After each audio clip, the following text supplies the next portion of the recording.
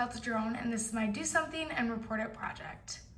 So a little background information on my home. I live in a 5-bedroom, 5-bathroom apartment that is 1,787 square feet with 4 other roommates. This apartment complex was built in 2025, and this fall was the first time residents moved in. We have an in-unit washer and dryer, stove, dishwasher, etc., and that is our floor plan right there.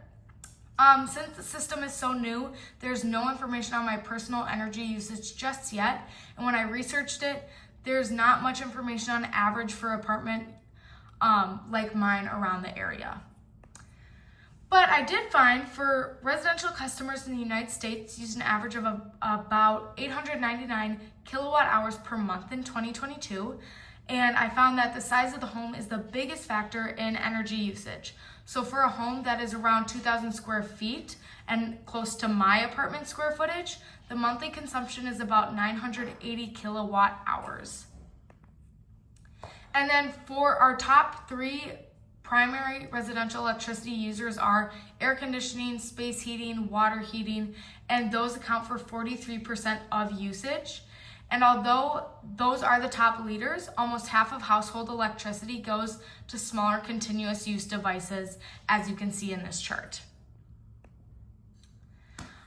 For pricing, the average residential price in Minneapolis is about 17 to 18 kilowatt hours, 17 to 18 cents per kilowatt hour. The average electricity customer in Minnesota uses about 1,163 kilowatt hours of electricity per month. And on average, this would look at about $194 per month on electricity and about $2,328 per year on electricity. And this chart is the electricity usage in kilowatt hours comparing United States average and Minneapolis area average for those months. So these are my devices used. These are my constants and my light source. So I measured my toaster, bedroom fan, light, my lamp, and my TV. And as you can see, the wattage is red right up there for each one. And then the bedroom fan and the TV both had phantom power. So this means that they were still exerting energy when the device is plugged in but off. And constants, so those wattages are red down here. And constant devices are devices that when you plug it in, their wattage stays the same throughout when the device is on. These are my variable devices, so I measured my air fryer, hair straightener, computer, and phone charger, and got the kilowatt hour measurement for all of those. Variable devices, unlike constant, they fluctuate while they are on.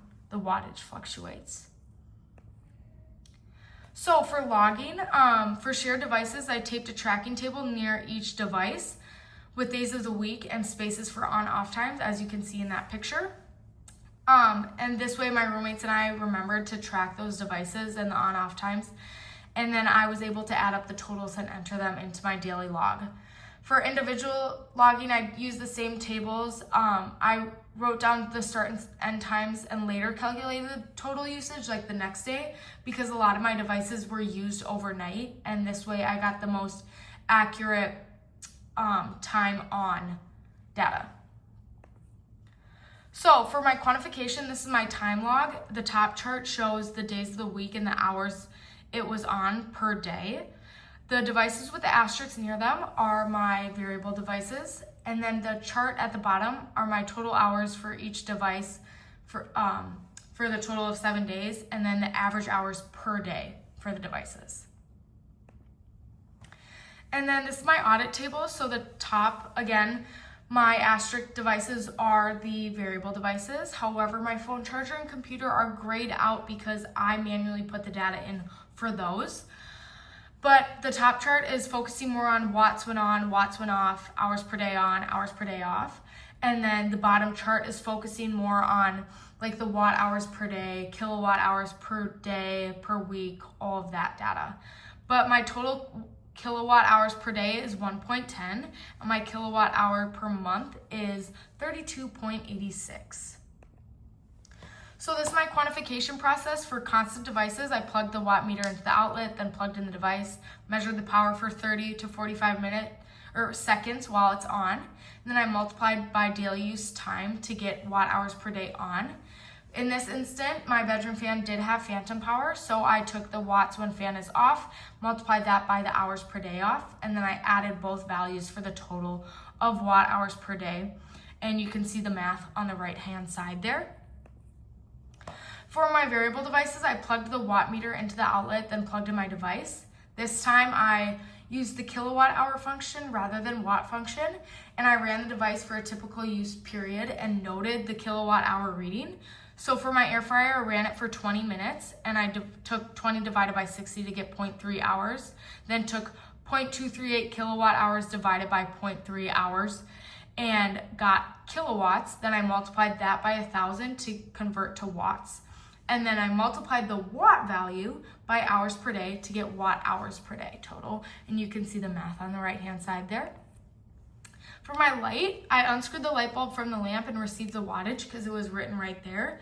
The bulb uses 0 watts when it is off, so there's no phantom power, and uses 8 watts when it's on. So I multiplied the measured power by the amount of time the appliance was on and got the watt hour per day on.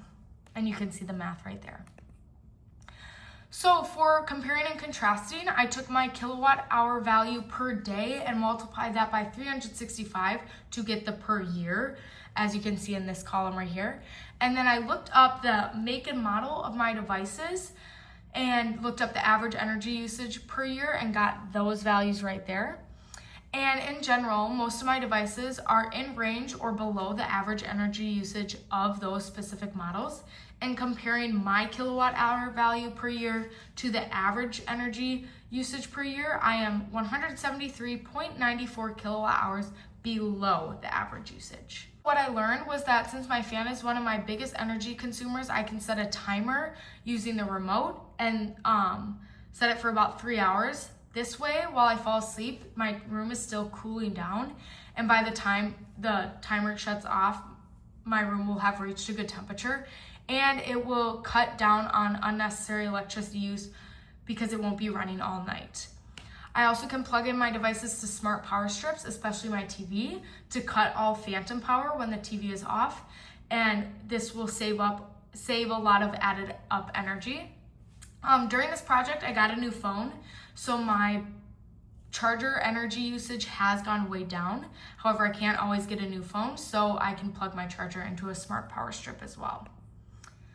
Overall, I learned to be more mindful and responsible about energy use and realizing that small habits can save energy and reduce waste.